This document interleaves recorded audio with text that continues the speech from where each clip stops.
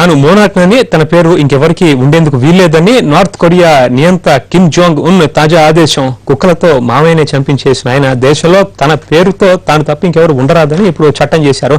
ఫలితంగా ఇప్పటికే అటువంటి పేరు ఉన్న వాళ్ళంతా దాన్ని ఇప్పుడు మార్చుకోవాల్సిన పరిస్థితి.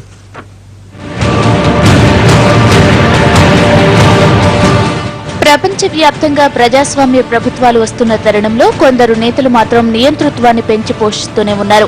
అలాంటి వాళ్ల లిస్టులో ముందున్నారు కిమ్ జోంగ్ ఉన్.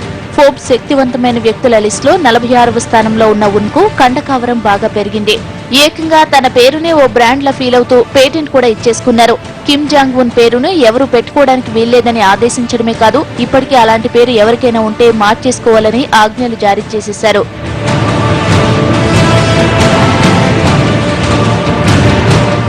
దక్షిణ కొరియాకు చెందిన డైలీ మెయిల్ ఉత్తర కొరియా నుంచి ఓ రహస్య డాక్యుమెంట్ ను సేకరించింది. ఉత్తర కొరియా ఆర్మీకి, పోలీస్ శాఖకు, ప్రభుత్వ అధికారులకు కిమ్ జాంగ్ ఉన్ ఆదేశాలు జారీ చేసినట్లు డాక్యుమెంట్ లో వివరాలున్నాయి. తన పేరుకు సంబంధించిన కొత్త చట్టాన్ని ఖచ్చితంగా అమలు చేయాలన్నది ఉన్ ఆదేశాల సారాంశం. దాంతో భద్రతా అధికారులు పని మొదలు పెట్టేశారు. దేశంలో కిమ్ జాంగ్ ఉన్ పేరు ఉన్నవారి లిస్టు తయారు చేస్తున్నారు. అలాంటి నామధేయం ఉన్నవారికి పేరు మార్చుకోవాలంటూ అధికారిక లేఖలు పంపిస్తున్నారు. ఆ పేరు ఉన్నవారి ఐడెంటిటీ కార్డులు, స్కూల్ డిప్లొమాలు, అధికారిక పత్రాలు అన్నీ మారిపోతున్నాయి. నియంత పేరుతో ఉన్న జన్మ ధృవీకరణ పత్రాలేవి ఇక చెల్లవు.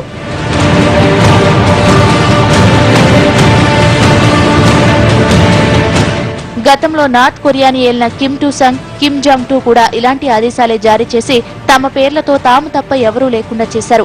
అప్పట్లో చాలా దేశాల్లో నియంతృత్వం ఉండేది కాబట్టి వాళ్ల ఆటలు బాగానే సాగాయి. వారి వారసుడిగా వచ్చిన కిమ్ జాంగ్ ఉన్ కూడా అదే రూట్లో వెళ్తున్నట్లు కనిపిస్తోంది.